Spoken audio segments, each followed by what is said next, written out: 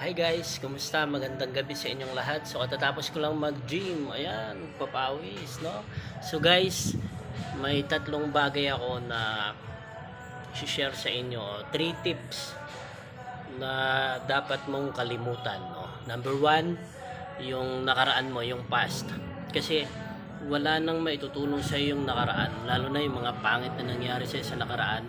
Dapat may natutunan ka doon. So okay lang yun kung ano man pinagdaanan mo.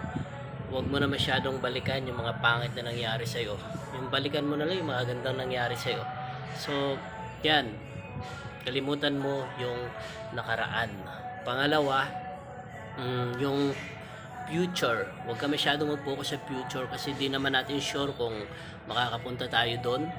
So okay lang yung paghandaan mo yung future, pero huwag ka masyadong magpapaka-stress doon. So pangatlo, na yung sasabihin ng iba.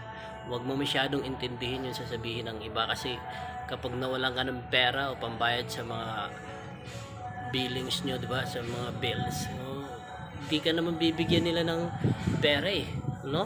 So, di ka naman nila tutulungan kapag the moment na kailangan mo ng tulong, di ba? So, bakit mo intindihin yung sasabihin ng iba?